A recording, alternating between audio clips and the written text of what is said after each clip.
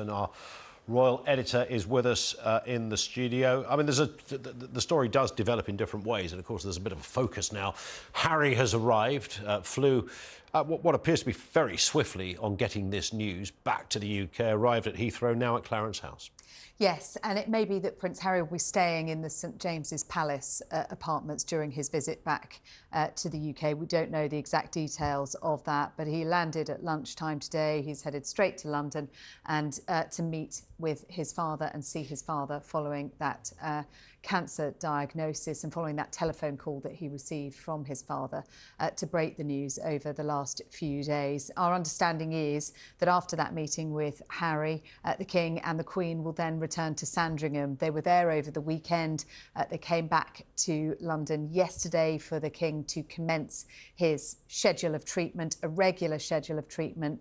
But my understanding is they'll return to Sandringham for him to recuperate before he's due back for the next course of treatment. And naturally, and there's no way around this, there is that focus, of course, on, is this the end of the royal rift? And it's a curious juxtaposition that, their father is ill, and he clearly is going to battle what appears to be a cancer that is in its early stages, from what we understand. But naturally, those questions will be asked. If Harry is here, he's seeing his father, there's every chance he's going to see his brother at some point. Does any of this make a difference, do you think? Well, look, a diagnosis like this and news like this can serve to bring families together, but I think in certain parts of the family those wounds run pretty deep. Yeah. The King's always made it clear the door's open to Harry. He wanted his son back, his darling boy, as he refers to him as, and I think he will be very grateful that Harry's made the journey back here to see him.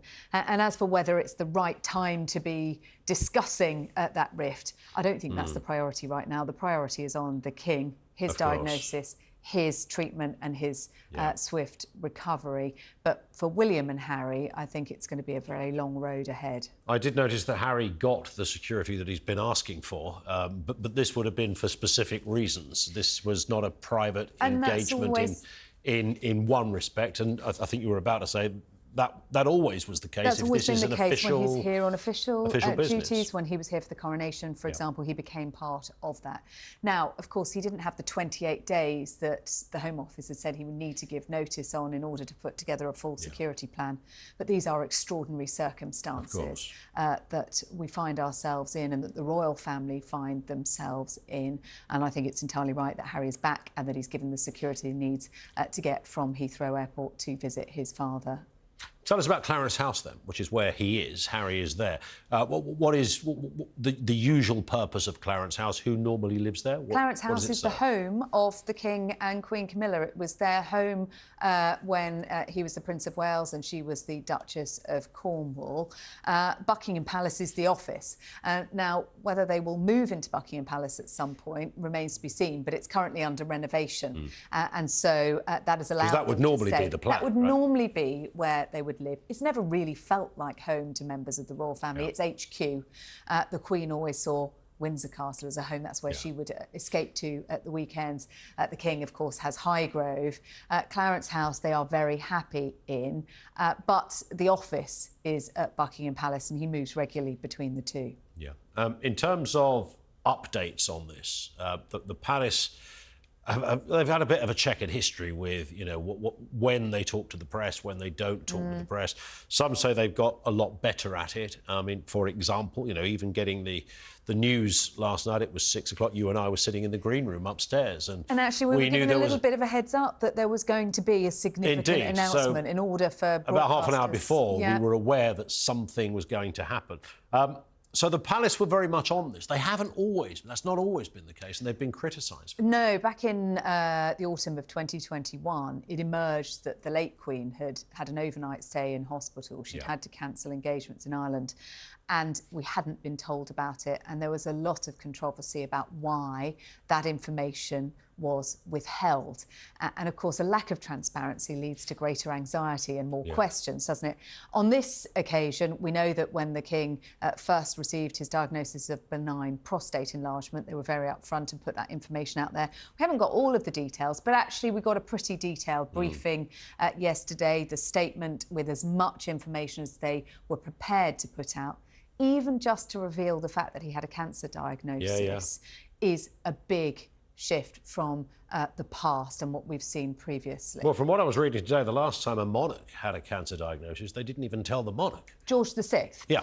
He had a lung removed, and it was described then as being removed for structural abnormalities. Now, it was a carcinoma, but no one said anything about that and didn't even tell the monarch. It was only after the death of George VI that the fact that he had lung cancer was revealed. Giles Brandreth wrote in his book about the late Queen that she had been suffering with myeloma, a rare form of bone cancer, in the last years of her life. That's never been confirmed by Buckingham Palace, and of course her death certificate recorded that she died of old age. But cancer is not something that has been talked about within the royal family. Indeed. Are they going to, I mean, a running commentary would be too much, but one would assume that there will be updates from the palace. I mean, this is, if you have any kind of cancer treatment, even if it is at the early stages, which we understand this is, and even if it's treatable, which we seem to be told that it is, it's still a process and can still be a heck of a process. It takes its toll on the body, it takes its toll on the mind, regardless of what stage you are at. And naturally, we are going to want to know how that's going. And the King is at the very early stages of this journey and this path, navigating his way through cancer and this diagnosis, which will have come as a shock to him. We're not going to get a running commentary on his treatment. It may be that at some point he decides that he wants to give a little bit more information about exactly what it is, but we don't know. And I think the palace keen to say that, you know, he may be the monarch, but he is also entitled to privacy when it comes to medical matters. Indeed. Sarah, thank you.